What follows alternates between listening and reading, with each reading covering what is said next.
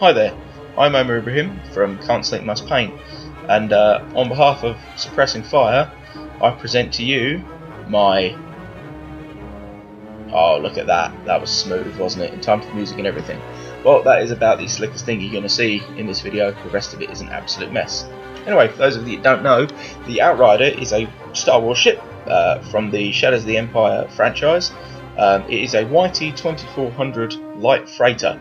Yeah, technically. It was driven by a man called Dash Rendar, who was basically a proxy for Han Solo in the series, and the ship is a proxy for the Millennium Falcon, hence their round, kind of sideways looking design. Because the series of games and books and soundtrack and comic book, they were set between The Empire Strikes Back and Return of the Jedi. I think they were released, well, I had the game on the N64, so that's 97, 98, around there. Yeah, so he was the protagonist of this. His ship was the main ship in it, and I absolutely loved the game as a kid, and then later on read the comics and everything. When the X-Wing Miniatures game was released, Brad Harmer got the starter set and everything that came with that, and all the additional ships, and I started playing along with him. And then we really kind of didn't have time to play it too much anymore. I absolutely loved it, but I didn't really have time. And then, I think it was wave 5? 7.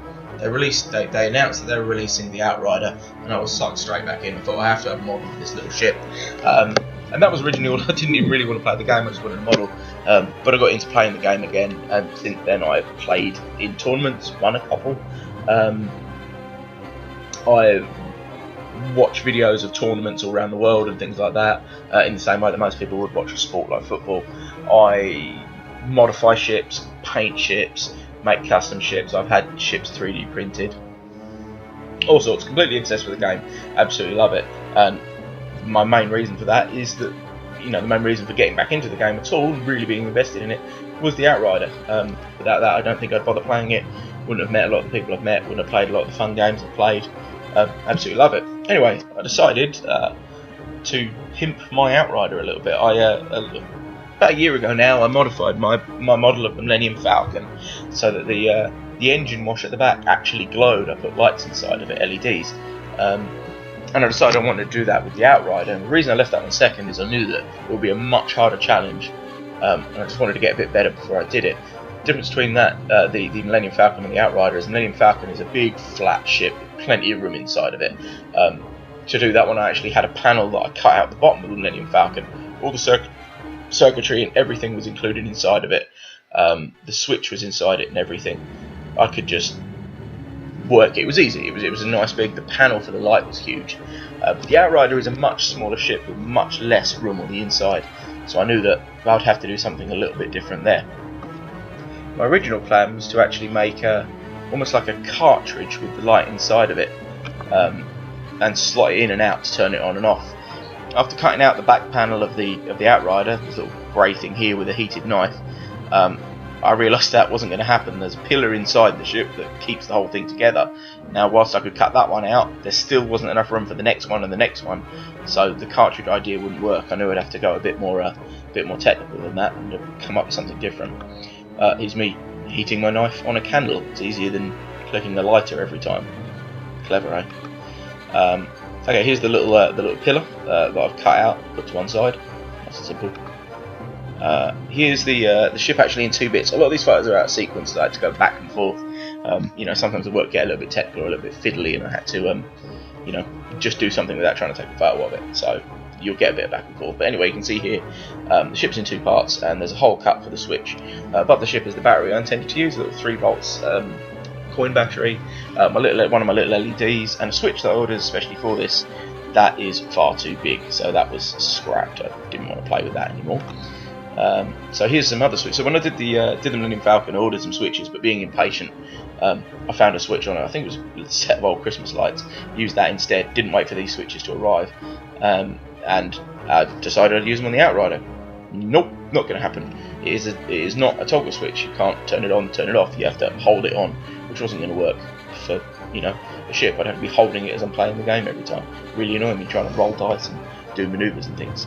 So I found one of these, a little electronic tea light. Everybody's seen them. think you got a pack of 4 for about £1 somewhere. Had a perfect little switch, which I didn't take a picture of in it, but I did take a picture of here, alongside all my other components. It's the one with the little wire sticking out of it. Easy, nice. The ship, as you can see, is in 2 parts here. If you look along the neck of it, the whole of the base of the ship came up quite nicely once the super glue cracked on the inside, but the neck, if you like, it wouldn't come away, so I had to cut that with a heated knife, which left a really nasty surface. I did manage to repair it later on, but it was a bit, a bit annoying and a bit scary taking apart my favourite ship. Okay, here's the start of the circuitry. Starting on the left is the switch with the white wire coming out of it. It runs along, is glued to another piece of, well, it's not glued, it's soldered to another piece of wire which runs out through a hole in the ship. The 2 LEDs are encased in blobs of hot glue, and then they're attached together at their stems. I think that's on the negative side, doesn't really matter. I'm not the greatest electrician. This is my soldering iron station. It's quite nice actually. I got it for about £12. It came with the soldering iron, the stand, a load of solder, a little suction thing for getting rid of old solder, stuff like that. Really handy. Yeah, so about £12 on Amazon. Have a look, it's good. Nobody ever uses that little sponge though. Okay, here's the circuit getting a little bit more technical. I should have used different coloured wires to make this simple, but if you know what you're doing, you can see there's now a new wire coming up from underneath the ship through. It joins into 2 little bits where it looks like everything's joined in hot glue. It's not. I solder everything together and then encase it in hot glue just to make sure nothing can cross over. My idea once I put this circuit together was I'm never going to take it apart, so a lot of this got encased. But yeah, you can see where things split off. It's quite easy to follow the circuit around here. It's not the most technical. I didn't worry about resistors or anything like that. I guess I could, but didn't really need to. So yeah, these 2 wires running out of the ship go to the base, down the stem, down the base. The stem isn't glued in, so I can take it out and still fold it flat, but they are permanently attached to the base. There's the magnet. It's got a little blob of glue underneath holding it together. The wire underneath isn't soldered on, it's just in case, it's just sitting on it. And then there's that. The battery is actually magnetic, so it's not magnetic, it's it has magnetic properties, I guess. So I've used another little battery just to pin the top wire to it. It's not the most technical, and evidently I've got bare electrical wires and things like that, but a little 3-volt run into LEDs, it's not going to shock anyone unless you get a small child to lick it. Don't do that. Not the best advice. And there she is, all lit up, just holding the bulbs together, holding the battery to the wires. Obviously, you can see now I've started to encase a bit more in glue. The ship probably weighs double what it did originally now. With the amount of glue that's inside it. Like I said, I did not want to take this thing apart. It's not like the wires are just going to rot or anything. Well, they will eventually, but I'll be dead. Yeah, you can see I've cleaned up the break in the neck. I filled that in with millipart. There was another couple of bits, you'll see those in a second. Yep, there she is all together and glowing. Lovely, worked really well. I needed something to diffuse the light. Originally I just, used a load of glue in the hole, if you like, but what I didn't realise is that while hot glue gun sticks are translucent, they go perfectly transparent once they've been through the heat element.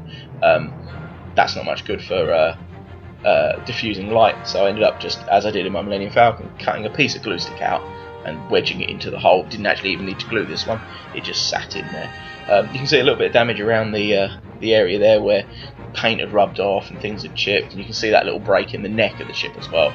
As well as that, you can see to the left of the light of the engine, there's a little gap where you can see some light seepage. There was a couple of bits of that all around.